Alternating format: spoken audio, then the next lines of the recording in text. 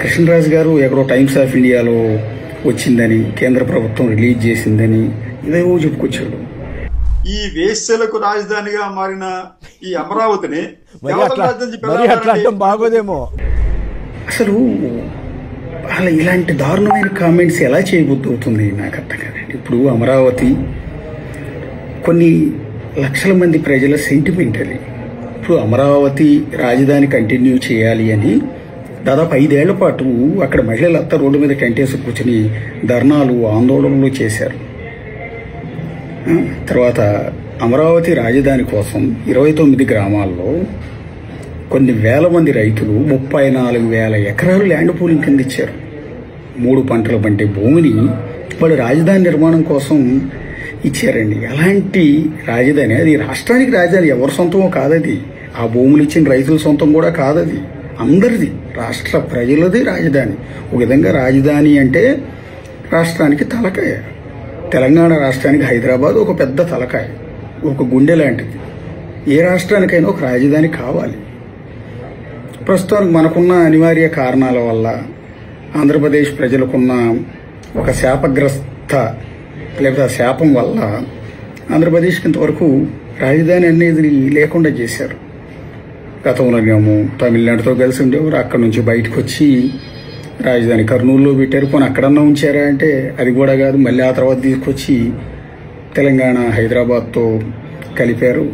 ఆ తర్వాత ఇక్కడ నుంచి మళ్ళీ విడిపోయి మళ్ళీ అమరావతికి రాజధాని వచ్చింది. సరే, ఇప్పటికైనా ఇన్నాళ్ళకైనా సెట్ అవుద్దురా అని అనుకునే లోపు ఆ తర్వాత ఏర్పడిన ప్రభుత్వం అంటే జగన్ గారి సర్కారు ఈ రాజధాని వద్దు, 3 రాజధానులు కావాలి, అభివృద్ధి వికేంద్రీకరణ అన్నారు. సరే, ఓకే, అదన్నా జరుగుద్ది కదా అనుకున్నాము. అది 5 ఏళ్ల పాటు పెద్దగా ఏమీ సాగలేదు. మళ్ళీ యథావిధిగా ప్రభుత్వం మారింది. తెలుగుదేశం ఆధ్వర్యంలో కూటమి ప్రభుత్వం అధికారంలోకి వచ్చింది. మళ్ళీ చంద్రబాబు నాయుడు గారు అమరావతి రాజధాని పనులు ప్రారంభించారు. సరే, ఓకే, ఇదంతా సిట్ రైట్ అవుతుంది అనుకునే టైంలో ఈ రకమైన కామెంట్స్, అమరావతి దేవతల రాజధాని అని చంద్రబాబు నాయుడు గారు ఎక్కడో స్పీచ్లో అన్నారు. సరే, ఓకే, ఏంది అమరావతిని అంత గొప్పగా పొగిడారు. ఆ అమరావతితో అంటే ఇంద్రలోకంలో ఉన్న అమరావతితో పోలుస్తూ ఆయన అన్నారు, అంత స్థాయిలో మనం ముందుకెళ్ళాలి, అంత స్థాయిలో అద్భుతమైన రాజధాని అన్నట్టుగా ఆయన ఏదో చెప్పే ప్రయత్నం చేశారు. చేస్తే ఈ జర్నలిస్ట్ కృష్ణరాజు అని ఆయన అమరావతి వేశ్యల రాజధాని, ఏంటి అది వేశ్యల రాజధాని ఏంటండి నాకు అర్థం కాదు. కొన్ని కోట్ల మందికి సంబంధించిన రాజధాని అండి. మీరు మళ్ళీ కవరింగ్ నేను అలా అనలేదు, నేను అన్నది ఇలా ఎవడో రికార్డ్స్ ఇస్తాడండి, ఎవడో సర్వే చేస్తాడు, ఏదో బోడి రిపోర్ట్లు ఇస్తారు. ఆ రిపోర్ట్లు డెవలప్మెంట్కి సంబంధించినవి చెప్పండి. ఇట్లాంటి నాకు అర్థం, ఎయిడ్స్ పేషెంట్లు ఉన్నారని వాడు ఎవడో రాశాడంట, బుద్ధి లేనివాడు. ఎయిడ్స్ పేషెంట్లు ఉన్నారండి నాకు అర్థం కాదు. వేశ్యలు ఉన్నారు, మొత్తం వేశ్యల రాజధాని అన్నాడు ఏకంగా. ఇది చిరకాలం నిలిచిపోతుంది, ఈ మాట చిరకాలం నిలిచిపోతుంది. ఇలాంటి వాళ్ళకి టీవీ డిబేట్లో కూర్చోబెట్టి చేస్తారా? నేను కూడా జర్నలిస్ట్నే, నేను కూడా డిబేట్లు చేస్తాను. ఒకవేళ ఇలాంటి వ్యక్తి నోరు జారి ఏదైనా మాట్లాడితే, అంటే సెన్సేషన్ కోసమో పబ్లిసిటీ కోసమో, లేకపోతే ఇలా బాగా తిడితే రేపు రాజకీయాల్లో ఉండొచ్చు అని అనుకునో, మొత్తం మీద ఏదో ఇట్లాంటి కామెంట్ చేయటం, కాంట్రవర్సల్ కామెంట్ చేసి హైలైట్ కావటం అనేది ఈ మధ్య కాలంలో ఆనవాయితీ అయిపోయింది. ఒక జర్నలిస్ట్గా నేను కూడా చెప్తున్నాను. అయితే అదే క్రమంలో అతను ఆ మాట అంటున్నప్పుడు యాజ్ ఏ హోస్ట్గా నేనైతే దాన్ని ఇమ్మీడియట్గా ఆపేస్తాను. మీరు అట్లా అనొద్దు, ఎందుకంటే దానిలో ఉన్న సెన్సిటివిటీ నాకు తెలుసు కాబట్టి, దానిలో ఉన్న సెంటిమెంట్ గురించి నాకు తెలుసు కాబట్టి, అక్కడ ప్రజల మనోభావాలతో ముడిపడి ఉన్న అంశం. అంటే తమ భూముల్ని త్యాగం చేసిన అమరావతి రైతులకు సంబంధించిన అంశం అది. ఒక విధంగా చెప్పాలంటే ఒక రాష్ట్రానికి సంబంధించిన అంశం. అలాంటి సున్నితమైన అంశంలో ఒక వివాదాస్పదమైన వ్యాఖ్య మన గెస్ట్ కామెంట్ చేసినప్పుడు దాన్ని నిర్వహిస్తున్న హోస్ట్ దాన్ని ఇమ్మీడియట్గా ఆపాలి. లైవ్లో కూడా ఇమ్మీడియట్గా కట్ చేయించాలి. దాన్ని యూట్యూబ్లోకి అప్లోడ్ కాకుండా జాగ్రత్తలు తీసుకోవాలి. ఇట్లా మేము డిబేట్లు చేస్తున్నప్పుడు కూడా చిన్న చిన్న కాంట్రవర్సీలు రైజ్ చేస్తున్నప్పుడు మేము ఆపుతూ ఉంటాం. కానీ అక్కడ ఒక సీనియర్ జర్నలిస్ట్ కొమ్మినేని శ్రీనివాసరావు, ఆయన కూడా మాకు తెలిసిన వ్యక్తే, ఆయన దాన్ని ఖండించలా. నేను కూడా చూశాను, టైమ్స్ ఆఫ్ ఇండియా పేపర్లో వచ్చినట్టుంది కదా అంటున్నాడు. అని అలా బాగోదులే అలా అనటం, మళ్ళీ రేపొద్దు నిన్ను సోషల్ మీడియాలో తిడతారు అని అంటున్నారు తప్ప ఆయన ఇమ్మీడియట్గా ఆపాలి కదా. ఆయన కూడా అదే ఆంధ్ర ప్రాంతానికి సంబంధించిన వ్యక్తి కదా, సీనియర్ జర్నలిస్ట్ కదా. ఒక వ్యక్తి ఒక ప్రాంతం గురించి అత్యంత దారుణంగా వేశ్యల రాజధాని అన్న మాట అన్నప్పుడు ఇమ్మీడియట్ గా హోస్ట్ గా ఆ డిబేట్ నిర్వహిస్తున్న కొమ్మినేని శ్రీనివాసరావు గారు ఇమ్మీడియట్ గా ఆపేసేయాలి. ఆపేసి మీరు అట్లా అనటం తప్పు అండి, అలా అనకూడదు, ఆడవాళ్ళకి సంబంధించిన వ్యవహారం ఇది, ఇలాంటి అంశాల్లో మీరు ఇట్లాంటి తప్పుడు కామెంట్స్ చేయటం అనేది కరెక్ట్ కాదు అని ఇమ్మీడియట్ గా ఆపాల్సింది పోయి ఆయన బాగోదులే, అలా అంటే బాగోదులే, మళ్ళీ మనల్ని ఏదో అసూయ అంటారు, రేపొద్దున మిమ్మల్ని సోషల్ మీడియాలో తిడతారు, ఇలా అంటున్నారు తప్ప దాన్ని ఆపే ప్రయత్నం ఎక్కడా కూడా చేయాలి. ఇప్పుడు దీనివల్ల ఏం జరిగింది అంటే ఈయన చేసిన ఈ కామెంట్స్ అనేది ఇక చిరకాలం ఉండిపోతుంది, ఎప్పటికీ అది తెలుగుదేశం పార్టీకి ఒక విధంగా చెప్పాలంటే రాజకీయ వేపన కింద కూడా మారుతుంది. రాజధాని ప్రాంతం ఆ చుట్టుపక్కల ఉన్న ప్రాంత ప్రజలు యాక్సెప్ట్ చేస్తారా దీన్ని? ప్రతి ఒక్కరిని అన్నట్టే కదా. విచిత్రం ఏంటంటే ఇప్పుడు ఈ కామెంట్ చేసిన జర్నలిస్ట్ కృష్ణరాజు కూడా ఆ అమరావతి పరిసరాల్లోనే ఉన్నాడు కదా, బహుశా ఆయన విజయవాడలోనే ఉంటాడేమో, ఆయన కూడా అక్కడ వ్యక్తే కదా, అంటే ఆయన ఫ్యామిలీని ఉద్దేశించి కూడా ఆయన అన్నట్టే కదా. ఇప్పుడు నేను అక్కడ వాడిని అంటే నా ఫ్యామిలీని ఉద్దేశించి అన్నట్టే కదా. అందరికీ తప్పు కదా. అక్కడ వైఎస్ఆర్ కాంగ్రెస్ పార్టీ వాళ్ళు ఉన్నారు, టీడీపీ వాళ్ళు ఉన్నారు, జనసేన వాళ్ళు ఉన్నారు, ఎవరో ఒకళ్ళు ఏదో పార్టీలో ఉంటారండి. అక్కడున్న ప్రజలంతా కూడా అందరినీ ఉద్దేశించి అన్నట్టే కదా, తప్పు కదా. దాన్ని అసలు రాజకీయాలు ఎంత చండాలం అయిపోయినాయి అంటే పర్టికులర్గా ఏపీ రాజకీయాలు అది మారకపోతే పరాకాష్ఠకి చేరిపోతాయండి. ఎట్లా అంటే అప్పట్లోనేమో భువనేశ్వర్ గారిని ఉద్దేశించి అత్యంత దారుణమైన భాషలో ఆవిడ కించపరుస్తూ ఏ రకమైన కామెంట్ చేశారో మనందరం కూడా చూసాం. దానివల్ల మొన్నటి ఎన్నికల్లో రిజల్ట్లో కూడా క్లియర్ కనపడింది. అక్కడితో అయిందా? పవన్ కళ్యాణ్ గారి సతీమణిని ఉద్దేశించి ఆయన పిల్లలను ఉద్దేశించి ఒక వ్యక్తి అయితే ఎంత నీచంగా ఎంత ఘోరంగా మాట్లాడాడు. అసలు ఇలాంటి మాటలు నోట్లోంచి వచ్చేటప్పుడు మన ఇంట్లో ఆడవాళ్ళు ఉంటారు, మనం కూడా ఒక అమ్మకే పుట్టాము, మన భార్య ఒక మహిళ, మన కడుపును పుట్టిన బిడ్డ ఒక మహిళ, మన తోడబుట్టిన చెల్లి మహిళ, అలాంటి స్త్రీలను ఉద్దేశించి కామెంట్ చేసే ముందు ఈ బుద్ధి ఏమైపోతుందో నాకు అర్థం కావట్లేదండి. అది ఏ పార్టీ అయినా సరే. నేను ఇవాళ అమరావతి గురించి అన్నారు కదా అని ఇదేదో టీడీపీ సపోర్ట్ అని మీరు అనుకోవద్దు. నాకు అనవసరం ఆ రాజకీయాలు, ఆ దరిద్రం నాకు అవసరం. నేను ఈ పార్టీకి సంబంధం లేదు, నాకు అనవసరం కూడా అది. నేను ఇక్కడ హైదరాబాద్లో కానీ అది ఏ పార్టీ వాళ్ళు ఉద్దేశించైనా అనవుతండి. అప్పుడు భువనేశ్వర్ గారిని అంత దారుణంగా మాట్లాడారు, తర్వాత పవన్ కళ్యాణ్ గారిని చేసినట్లుగా మాట్లాడారు.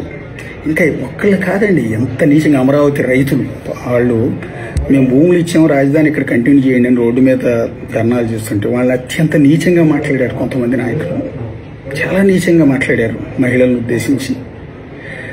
అది అయిపోయింది. ప్రభుత్వం మారిన తర్వాత మొన్న అప్పుడు మీ ప్రభుత్వం ఉన్నప్పుడు మీరు ఇష్టం వచ్చినట్టు మహిళలను ఉద్దేశించి కామెంట్ చేశారు, దానికి మూల్యం చెల్లించుకోవాల్సి వచ్చింది. ఇప్పుడు మొన్న అదే టీడీపీకి సంబంధించిన ఒక కార్యకర్త కిరణ్ అనే అతను వైఎస్ భారతి రెడ్డి గారిని ఉద్దేశించి అత్యంత దారుణమైన కామెంట్ చేశారు. అది నా నోటితో నేను చెప్పను, నేను ఆ రోజు కూడా ఖండించాను, ఒక ఆర్టికల్ కూడా రాసి నన్ను తెగదిట్టిపోశారు టీడీపీ వాళ్ళు అందరూ కలిసి. నువ్వు వైసీపీ వాడు అంటారు, లేకపోతే నువ్వు ఇట్లా 5 ఏళ్ళు నువ్వేం చేసావు అంటారు. అప్పుడు భువనేశ్వర్ గారిని ఉద్దేశించి తిట్టినప్పుడు నేను ఖండించా, నేను మాట్లాడా. మొన్న భారతి గారిని ఉద్దేశించి అన్నప్పుడు నేను మాట్లాడా. పవన్ కళ్యాణ్ గారి సతీమణిని ఉద్దేశించి అన్నప్పుడు నేను కోచింగ్ చేశా. నాకు ఈ పార్టీలు వీటితో నాకు సంబంధం లేదు.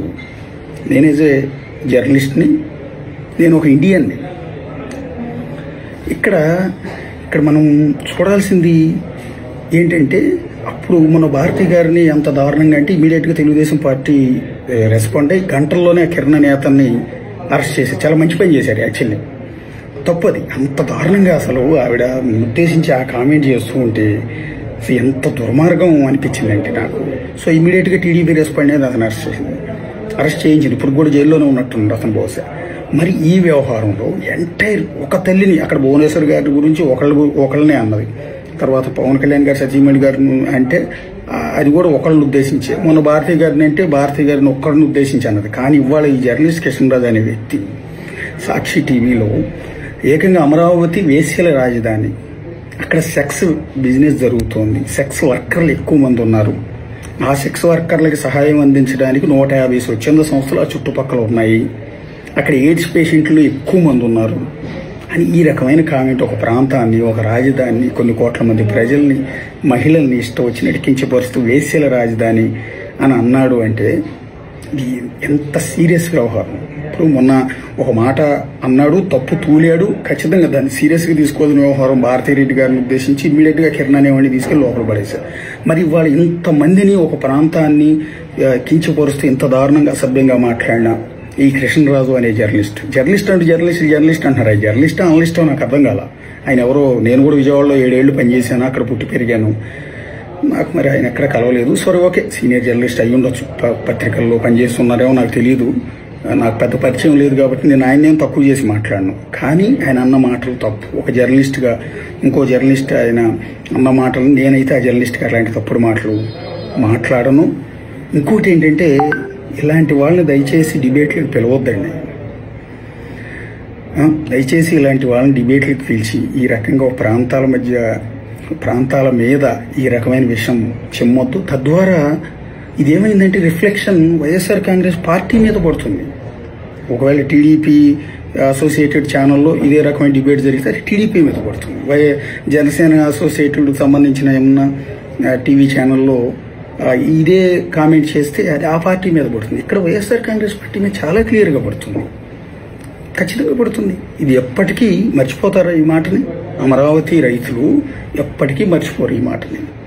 సో తద్వారా మీరు పెట్టిన ఈ డిబేట్ వల్ల, అతనెవరో వచ్చి చేసిన కామెంట్ వల్ల, దాన్ని మీరు ఆపకపోవటం వల్ల, అది పబ్లిష్ అయ్యి వాళ్ళు సర్క్యులేట్ అవటం వల్ల ఏం జరిగిందంటే పార్టీకి నష్టం జరుగుతుంది. రేపొద్దున మళ్ళీ ఇప్పుడు మొన్న ఓటమి పాలయ్యారు, రేపొద్దున పికప్ అవ్వాలి కదా. మీ పార్టీ పికప్ అవ్వాలి అంటే నిన్న జోగి రమేష్ గారు కామెంట్ చేశారు, ఆయన మళ్ళీ మేము 3 రాజధానులు కాదు, అమరావతి రాజధాని నిర్మాణానికే కట్టుబడి ఉన్నాం, ప్రజల తీర్పును మేము గౌరవిస్తూ ఉన్నాం, మా ప్రజలు 3 రాజధానులు వద్దన్నారు కాబట్టి ఒక రాజధాని కట్టుబడి ఉన్నామని ఆయన క్లియర్గా చెప్పాడు. ఒక సందర్భంలో ఆయన అలా చెప్తూ ఉంటే ఈ పక్క నుంచి ఈ జర్నలిస్టు, అంటే ఆ పార్టీ అసోసియేటెడ్గా ఉన్న ఆ ఛానల్లో కూర్చుని ఈ రకమైన కామెంట్ చేస్తే ఆ హోస్ట్ దాన్ని ఆపకపోతే అది పార్టీకే కదా నష్టం. నేనేమంటానంటే పార్టీ సీరియస్ యాక్షన్ తీసుకోవాలంటున్నాను. వైఎస్ఆర్ కాంగ్రెస్ పార్టీ అధిష్టానం దీన్ని సీరియస్గా తీసుకోవాలి. ఎందుకంటే ఈ డ్యామేజ్ కంట్రోల్ని కవర్ చేయాలి అంటే ఖచ్చితంగా ప్రజలకి క్షమాపణ చెప్పించాలి వాళ్ళ చేత.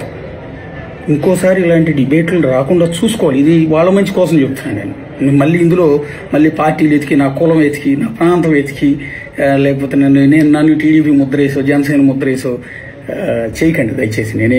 నాకు అనవసరం నీ రాజకీయాలు. నేను మళ్ళీ చెప్తున్నాను, నాకు రాజకీయాలు అనవసరం. నేను మీ పార్టీ మంచి కోసమే చెప్తున్నాను. ఇది మీ పార్టీకి భవిష్యత్తులో కూడా ఇబ్బందికరమైన అంశం అవుతుంది. వచ్చే ఎన్నికల్లో కూడా ఇది తీవ్రమైన ప్రభావం చూపుతుంది. వేశ్యల రాజధాని అన్న మాట, దాన్ని కవర్ అవ్వాలి అంటే ఈ తప్పుడు కోతలు కూసిన వాళ్ళ చేత అదే ఛానల్లో క్షమాపణలు చెప్పిస్తే తప్ప ప్రజలు యాక్సెప్ట్ చేసే అవకాశాలు లేవని నేను అనుకుంటున్నా. క్షమాపణ చెప్పిన తర్వాత కూడా ఒప్పుకుంటారు లేదో కూడా నేను చెప్పలేను, కానీ ఇది సీరియస్ వ్యవహారం అయ్యే అవకాశం ఉంటుంది. ఏపీ పాలిటిక్స్లో ఇది దారుణమైన అంశం. భవిష్యత్తులో కూడా